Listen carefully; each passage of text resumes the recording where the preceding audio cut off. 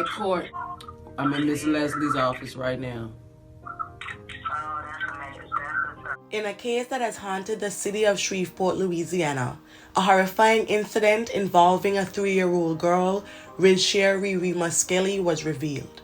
Like many other stories on this channel, Riri's case is a painful reminder of the cruelty that can occur even to the most vulnerable members of society. Riri's mother, Debbie, crossed paths with Tarika Wilson while they were both serving time in a state correctional facility. The two women met in a church group while in prison. Wilson was released from the Louisiana Transitional Center for Women and later wrote to Debbie stating that she knew how it felt and that God placed it in her heart to help the mother and her daughters, all 5 of them. Debbie subsequently entrusted her with the care of her 3 youngest daughters as she continued serving time.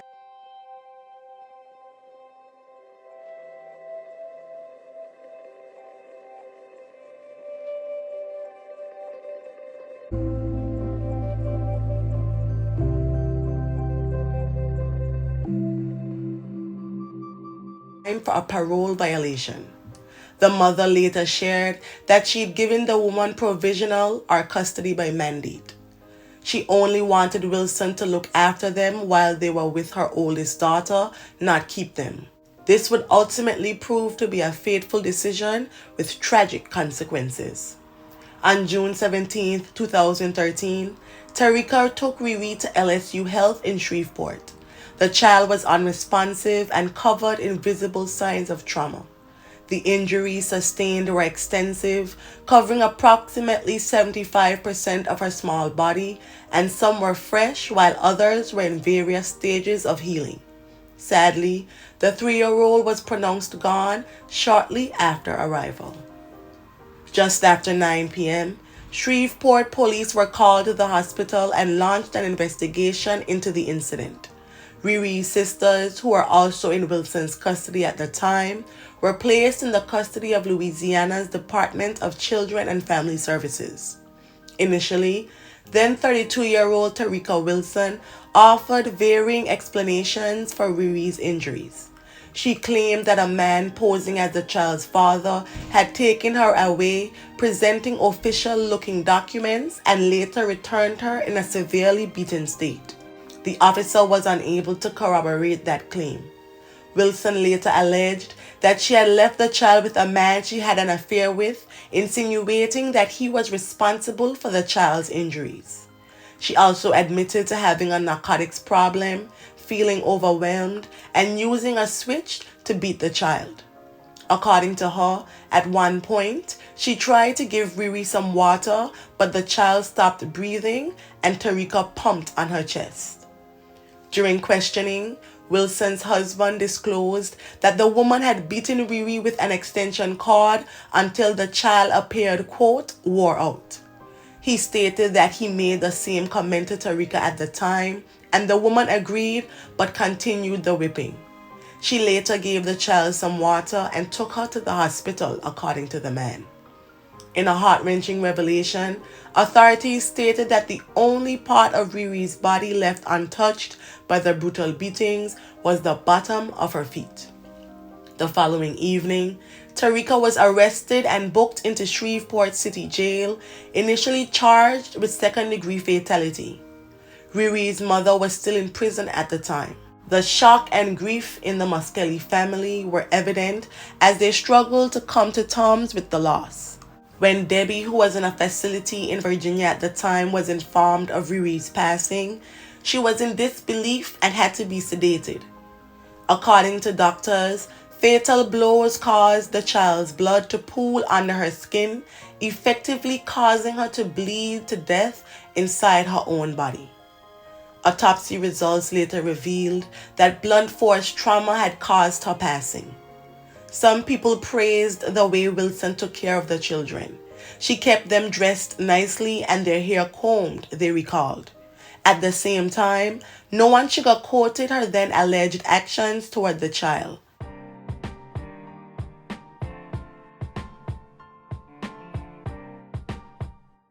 Tarika's friend, Sherry Lewis, was in disbelief both at the gruesome circumstances and the lies that the woman told.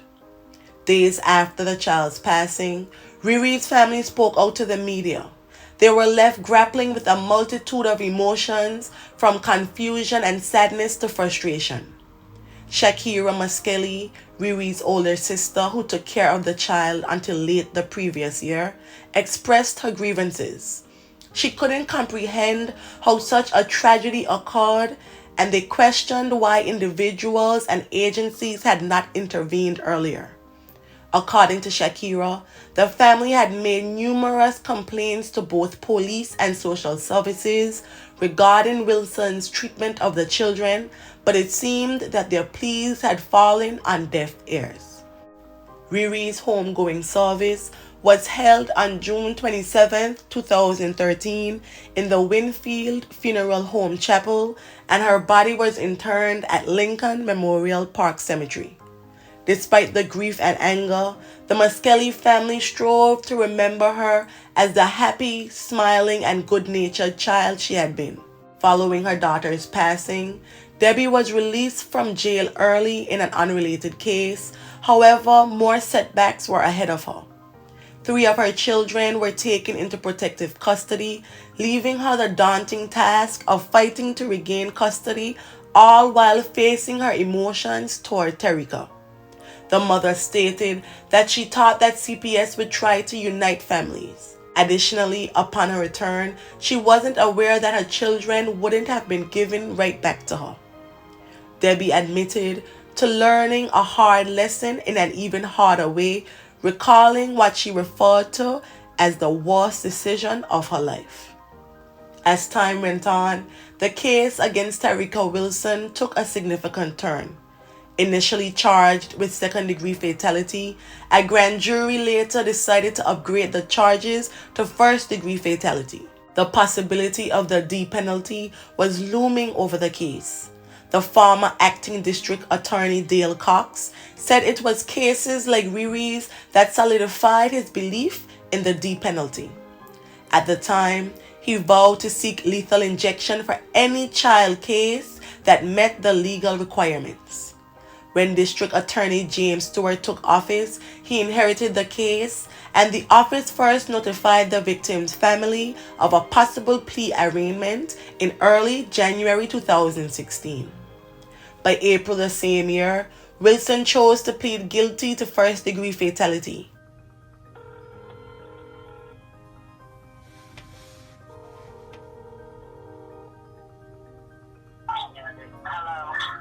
I'm at court. Tarika just took a guilty plea today. She admitted her guilt to a small audience in court. Most of the onlookers came to the Caddo courthouse to support the accused, a fact that upset the victim's mother. A few of Tarika's friends and family wept as the now 36-year-old Shreveport resident entered the plea outfitted in a standard CCC orange jumpsuit, thick rimmed glasses, and her hair pulled into 2 braids. Debbie had to leave the courtroom early as she was too angry to look at the woman who ended her youngest child. The guilty plea marked a turning point in the case as Tarika accepted a life sentence without the possibility of parole. She just took life. I'm in Miss Leslie's office right now. Yeah, she just took life. She no possibility of parole. She can't go make no appeals. It's over with. She just took life. Miss Leslie right here. She say hello. Hey, Kiki. It's over.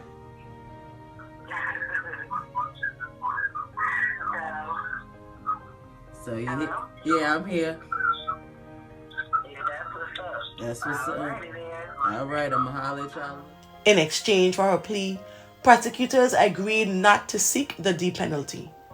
According to court records, the state also agreed not to object to Wilson's request that the court recommend that she be assigned to a Louisiana Department of Corrections facility near her parents' and sons' homes.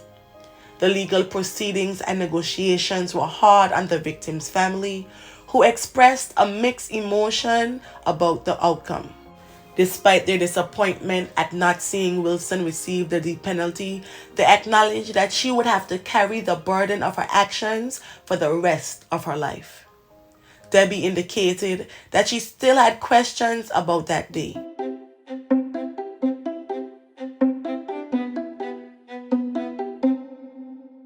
At the time, Muskelly shared that she wanted to sit down with Wilson. Her victim advocate informed the mother that Wilson would be transferred to Louisiana Correctional Institute for Women in St. Gabriel. Once she was there, trained facilitators would be able to reach out to Wilson on Muskelly's behalf, asking if she was interested in writing or speaking to the victim's family. Debbie also shared that she planned to leave Shreveport that fall. Most of her other family had already left, including Riri's sisters, Queenie and Hallelujah, who were also living with Wilson at the time of the fatality. Tarika did not file a direct appeal. 1 year following the agreement, Tarika filed a post-conviction application in state court. It presented 8 claims: 1, failure to preserve right to appeal; 2, involuntary guilty plea; 3, former defense counsel Ross Owen coerced a guilty plea by threats of the DP; 4, conflict of interest by Owen, who withdrew from the defense and joined the DA's office; and 4 other claims. A look into the appeal confirmed that Wilson had appeared in court before Judge Catherine Durrow on the same day she signed the plea agreement. Wilson told the judge that she could read and write the English language and she had 2 years of college education. The court explained the possible sentences for the crime charged and asked the woman if she had gone over it with her attorneys, including what it meant to plead guilty and whether she was satisfied with their advice.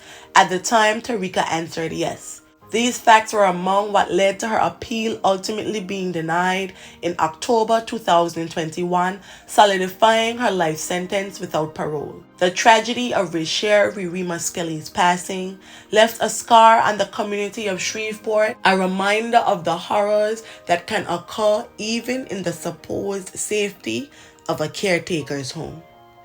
May the family and friends of Rizcheir RiRi Muskelly find solace in the happy memories, and may her soul rest in perpetual peace. Thank you.